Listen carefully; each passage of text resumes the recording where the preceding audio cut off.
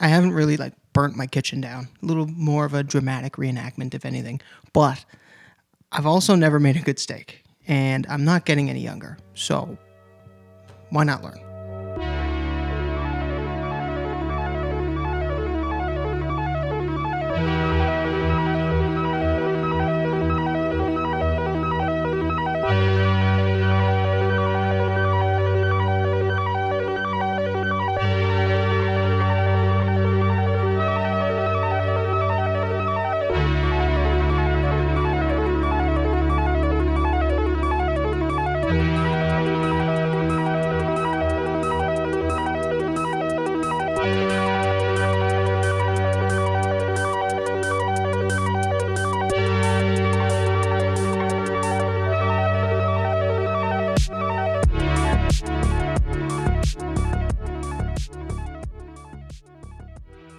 In the beginning, I just wanted to make a better steak, like something I could feed my friends and not be embarrassed about.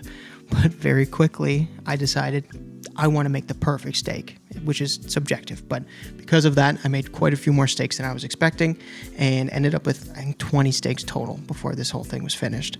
Ended up breaking them down into 4 different categories, which were bad, good, great, and my favorite. And very quickly, day one showed us exactly what a bad steak would taste like. Very non-comprehensive, uninformed review. It's okay. It's not as overcooked as I expected, but it's still overcooked. Not exactly ideal, I don't think. Definitely edible, but I give it a 3 out of 10. That's a strong 3. Strong 3 out of 10. Probably gonna put some extra seasoning on it just so I can get through it though. So 3 out of 10 on day one, kind of to be expected when you're trying to learn to make better steak. This one was like particularly bad though, and that was because I bought a tenderloin, like a full big chunk of meat. And I did that because you can kind of save money, and also I wanted to understand the whole process a little more, get in a little bit more intimate with the whole steak process. And what ended up happening is once I cut the meat, there's like juice in the bag. I don't know what it's called, myoglobin, I think. And I thought it was good juice. I thought you wanted it because you want a juicy steak. You don't want it. It's bad. It tastes like tender pennies. Great band name.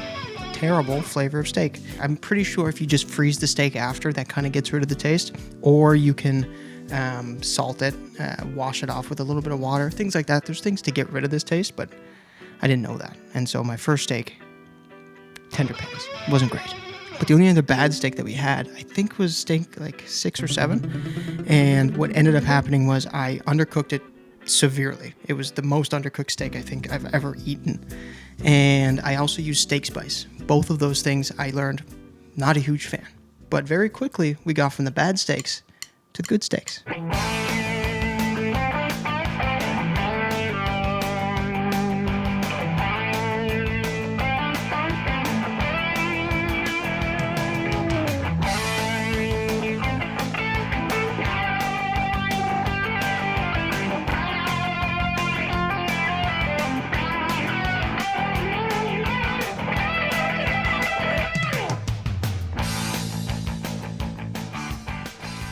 So these good steaks, they're only good, but you do a lot of learning while you make these steaks. It's the kind of steak that if you got it at a restaurant, you would probably send it back. But when you're cooking at home, this is where you learn everything. This is where all the wrinkles get ironed out before you get to those great steaks. So this is when I learned to use cast iron. Big fan of cast iron because it lets you pull it off the stove top and just throw it in the oven to finish cooking, which just keeps your cook even. So that was a great addition to the kitchen. I also learned how to not overdo my steak. That was kind of nice. I was using the firmness test, which is not very intuitive in the beginning, but if you feel a raw steak, you know that that's raw, and then you feel a well done steak. I know I've felt too many of them. You could ballpark guess what a medium rare is supposed to feel like. Another trick I use is to look for this pink goo. I find right around medium rare you start to see it, so that's when I'll pull it off. I also learned not to use mustard powder. I'm going to gloss over this very quick because it took me 10 steaks to stop covering my steaks in mustard powder. It's crazy because I love mustard. That's just part of who I am. Big mustard fan, and I wanted it so badly to be a part of my steak recipe, but it didn't fit, and it doesn't make a good crust. I don't know where I read that. There's 3 things you have to do for a good crust, which I'll tell you in the great steaks, but it's not mustard powder. So thankfully, I got over it. Unthankfully, it took me 10 steaks to figure that out. So everything I mentioned so far, it definitely makes a better steak. But there's 2 more things that I learned during the good steaks that makes a perfect steak. And I wouldn't be able to make the perfect steak without these 2 things. And those 2 things are called dry brining and strip loin. Dry brining is when you leave your steak sit out. So you leave it out for 1 hour per inch of thickness. And while it's sitting out on the counter, you cover it in salt. And what that does is it will pull the moisture out, pull the juices out, whatever you want to call it. And right now you're probably thinking, that's going to make a dry steak, which you'd be right. If you rush the process and say you only wait a half hour, you're going to have a dry steak. But if you wait the full hour, what'll happen is the steak will reabsorb all the juices, but it'll have the salt in it. And so it makes it even tastier, which is really cool. It also lets your steak come up in temperature, which is another big thing for making a good crust. You want it to be room temperature. So all these things combined, dry brining, amazing. It really bumps up your steak game. And the last thing is the strip loin. There was a certain point where I realized, what's so special about tenderloin? Why do people like it? And I did some research and I realized I don't like tenderloin. I don't care how much it costs at the keg. I don't like it. And so I went ahead and bought a strip loin.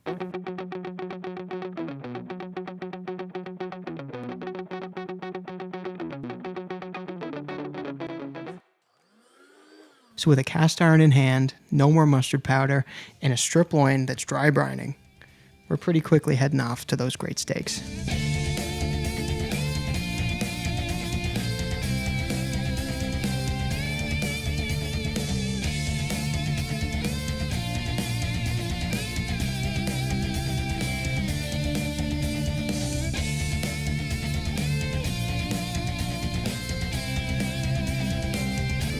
Now, although these great steaks are awesome, and I do enjoy every single steak, I still had stuff to learn. And so this is where I learned 2 of the biggest things that I learned the entire time, which is really surprising that it took this long to learn. Now, the first one is how to make a good crust. And it comes down to 3 things. First one is salt your steak, or at least let it sit out and come up in temperature. But if you're going to let your steak sit on the counter for 2 hours anyway, you might as well throw some salt on it and just make it a little bit tastier.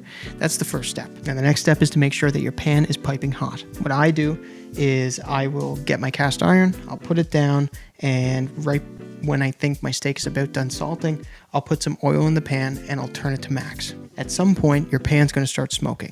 That is when you want to put that steak in. Now, before you put it in, we have our third point. This is the last thing to make a perfect crust. You dry your steak.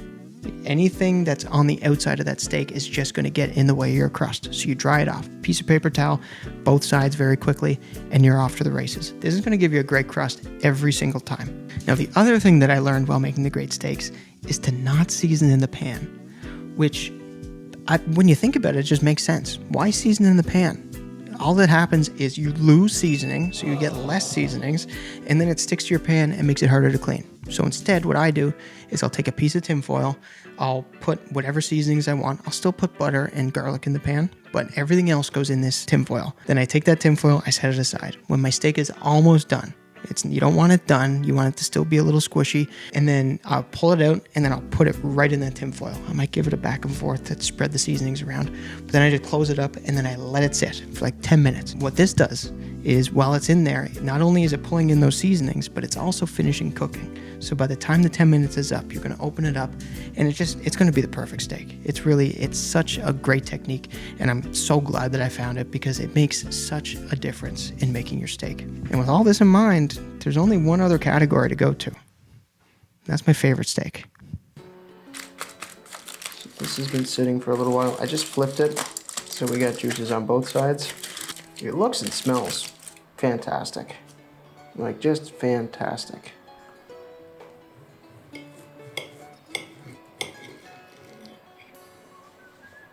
That's pretty good. That's pretty good. Maybe a little on the medium side. You tell me. What's that? Time for the good part. That's a good steak.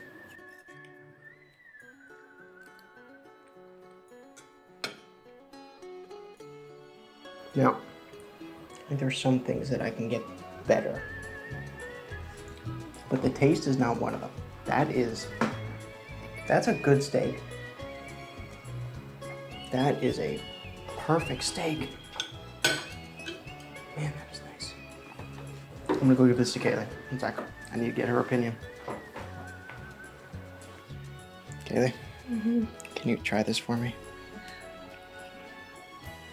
What do you give it, Kaylee? 9.7. Okay. I think it might be a 10. I could see that. It's got like a lot of flavor. And that was it. That was my favorite steak. Now, I know, I'm looking back at the video, I seem a little apprehensive, and that's for one reason, and it's not because of the taste. It was because of the look. It didn't look like the best steak, and I kind of got in my own head. I didn't want to call it my favorite steak because I'm so used to seeing these, Instagram pages with these perfect-looking steaks, and they're so juicy and big and red, but that doesn't matter. I'm sticking to it. That's my favorite steak. It was a delicious steak, and I have no problem calling that my favorite steak. And that's just about it. The only other thing that I had that I found pretty cool during this whole process was steak number 18, I think. I call it the Greek steak, so you can probably figure out where we're going. But what happened was I made a pretty good steak, but I decided to put Greek seasoning on it. And so when I ate it, I was torn. It was delicious, but the entire time I could close my eyes and I thought I was eating chicken. It was really weird, but it made for a great steak, and I'll probably do it again in the future, so I just wanted to mention it, but it didn't really have what it takes to be my main steak recipe, but I would have given it a 10. That's how good it was. So keep that in mind. If you're looking for something different, Greek seasoning, give it a go. And that's it. That's like 3 months of my life condensed up into I would say 15 minutes, hopefully. Not too much longer than that. But this is the perfect time to tell you not only what I did to make my perfect steak, but I'll also give you some tips and the actual recipe that I used to make that perfect steak.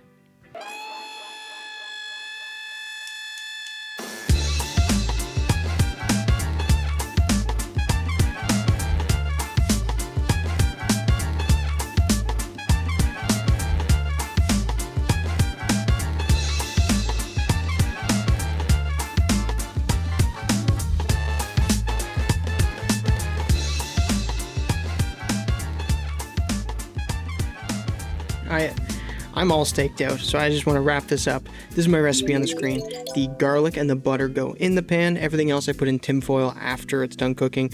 I wrap it up and let it sit to really soak them all in. And if I were to wrap this video up into 4 big tips, it would be dry your steak, don't season in the pan, use a hot pan, preferably cast iron, and let your steak rest before and after. Bonus points if you salt before, that's what I do, but just let it rest a little bit before, come up in temperature, and a little bit after to come back down in temperature and really absorb in all the juices that it would have lost if you just cut into it right away.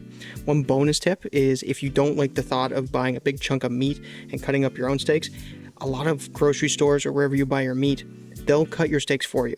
And by that I mean, instead of going in and just grabbing whatever's on the shelf, usually they're pretty thin, you can actually call ahead, usually a day, maybe a few hours before, and just ask for the exact steak that you want. So if you ask for an inch thick strip loin, you're going to get the same steak every single time. And it's kind of part of their job, at least it is here.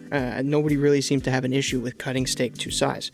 So what this does is it keeps your steak the same every single time, and it gives you way more control. A half-inch thick steak, you can barely sear both sides before it's done. You get an inch thick strip loin, you can do both sides, you can baste with butter, finish the world's your oyster. So give this a try if you don't like the thought of cutting up a strip loin, because it does help a lot. It gives you way more control, and it just takes one more variable away. That's everything. That's all I know about steak. I hope you learned something. More importantly, I hope you enjoyed, and it's been good having you.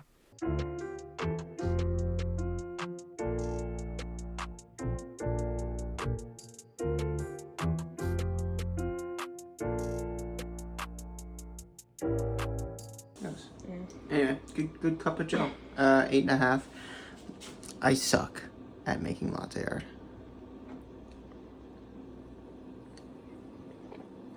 See you tomorrow. Is that good? Mm-hmm. You still recording? No. Okay. You gotta pluck your unibrow.